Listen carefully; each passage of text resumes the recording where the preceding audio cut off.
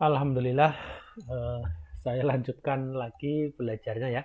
Setelah ini hampir 2 bulan mungkin vakum karena ya kesibukan saya sendiri ya. Dan ini juga minta maaf karena depan rumah kayaknya mau ada hajatan jadi mungkin agak berisik.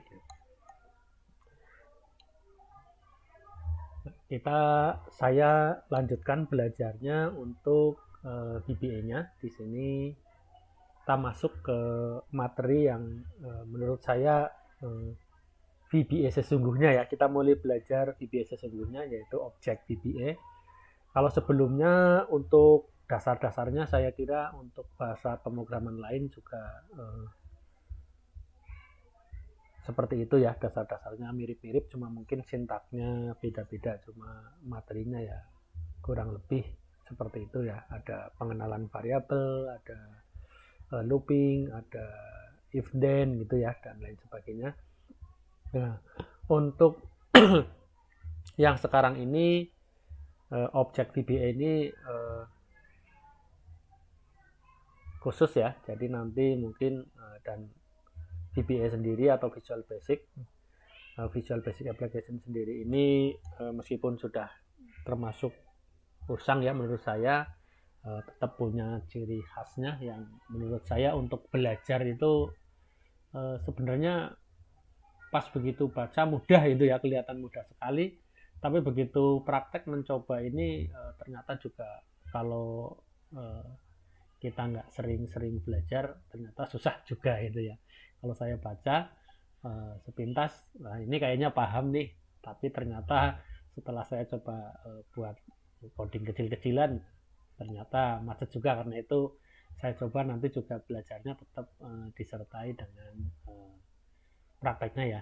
Dan untuk prakteknya saya kira untuk VBA ini sendiri nanti di helpnya AutoCAD atau BricsCAD termasuk komplit ya di situ. Tinggal nanti mungkin silahkan untuk beberapa yang nggak paham tinggal googling aja ya. Oke, objek VBA. Ini objek adalah wadah yang menampung kode program dan data. Objek sendiri di sini merepresentasikan sebuah instan atau wujud nyata dari sebuah kelas yang berasal dari reference library. Kelas adalah template atau cetakan atau cetak biru ya mudahnya, dari mana sebuah objek dapat dibuat dan ia mendefinisikan perilaku dari sebuah objek. Silakan teman-teman misalnya untuk contoh yang umum ya, bisa lihat di atau bisa cari di Google. Saya sendiri kalau mudahnya menganalogikan atau contohnya itu dengan blok ya. Kalau di BricsCAD atau AutoCAD itu saya mencontohkannya dengan atau menganalogikannya dengan blok ya. Jadi untuk membuat blok, saat kita membuat definisinya ya, pas kita bikin pertama itu saya anggap itu adalah kelasnya ya, jadi definisi dari bloknya sendiri. Nah begitu kita insert, jadi gambarnya di layar AutoCAD atau BricsCAD kita itu adalah objeknya, objek nyatanya. Nah di dalam objek sendiri ini secara umum ya, elemen data disebut properti dan elemen kode program disebut metode. Kemudian nanti di VBA, objek browser digunakan untuk mengeksplorasi objek yang tersedia. Nanti kita lihat di BricsCAD ya. Untuk objek browsernya berisi untuk explore kelas-kelasnya ya. Kemudian ini saya mencoba mencari arti dari metode ya, yaitu subroutine dan fungsi yang ada di dalam sebuah objek. Jadi kita kemarin udah membuat ya makro yang isinya subs, itu merupakan kalau di bahasa pemrogram lain misalnya Autolips itu sama aja dengan fungsi ya. Sedangkan di VBA sendiri kan dibedakan ya antara subroutine dan fungsi atau function. Jadi kemarin ya, subroutine itu kode yang tidak menghasilkan nilai balik, sedangkan function adalah kode program yang menghasilkan nilai balik.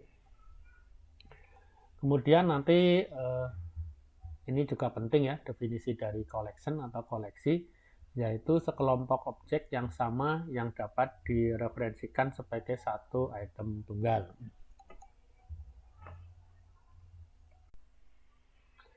Nah, saat saya mempelajari VBA ini ya, saat saya belajar VBA ini ada ganjalan ya di saya, apakah VBA ini termasuk OOP atau bukan ya. Jadi ada referensi yang menyebut VBA adalah OOP, sedangkan yang lain menyebutnya bukan ya. Dan saya coba tanya ke EE ya, kalau nggak salah Meta EE atau Gemini saya lupa, tapi intinya saya sudah coba tanyakan dan saya juga googling kurang lebih saya sendiri menyimpulkan seperti ini ya. VBA ini bukan murni object oriented programming, tapi mendukung sebagian konsep OOP ini ya. Nah, mendukungnya seperti apa? Jadi di dalam VBA ini tersedia kelas modul ya, jadi bisa membuat definisi objeknya yaitu kelasnya.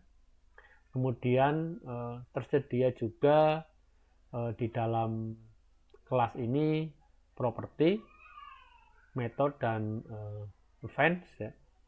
Kemudian tersedia juga fasilitas atau ya encapsulation, yaitu untuk menyembunyikan detail implementasi lewat keyword private ya, public dan sebagainya.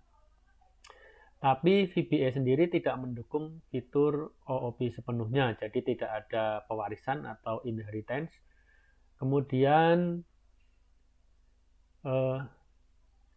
tidak bisa juga ada atau fungsi untuk override atau fasilitas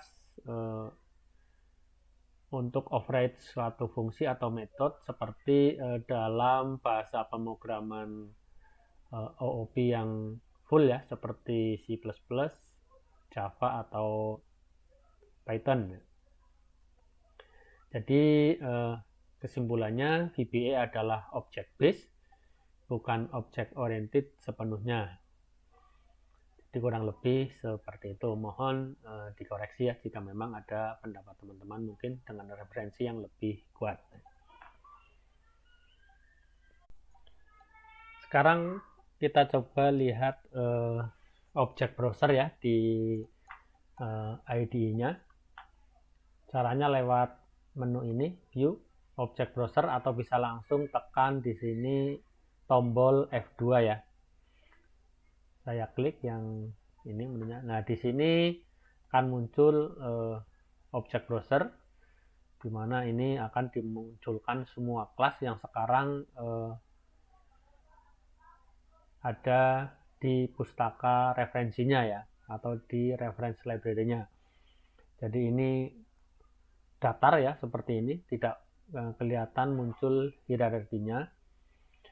Kita bisa juga lihat secara kategorinya di sini, misalnya yang kita munculkan objek-objek di Brisket application-nya ya, bisa kita lihat. Ini untuk Brisket application-nya. Nah, mungkin kalau teman-teman lihat seperti ini, kalau yang baru pertama belajar, seperti saya juga tadinya bingung ya. Nah, untuk nanti biar lebih paham, nanti kita lihat di websitenya Bricscat atau AutoCAD ya, untuk susunan dari objek-objek ini ya, atau hierarkinya ya, atau cabang-cabangnya. Bisa juga lihat misalnya objek-objek dari VBA-nya sendiri.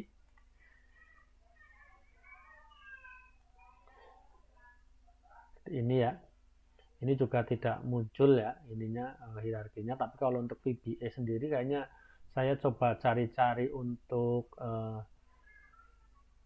objek modelnya ya.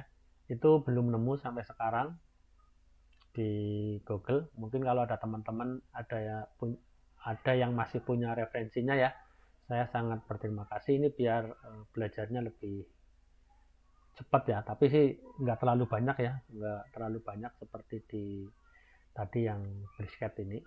Kalau ini kan banyak banget ya. Dan tiap-tiap ini juga nanti punya misalnya objek di dalamnya ya, itu atau cabangnya banyak juga.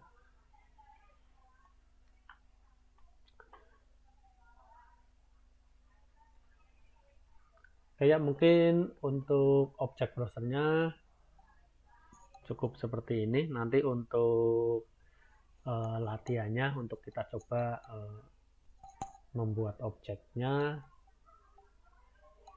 kita nanti di materi sebelumnya ya, biar nggak terlalu panjang. Oke, terima kasih, semoga bermanfaat.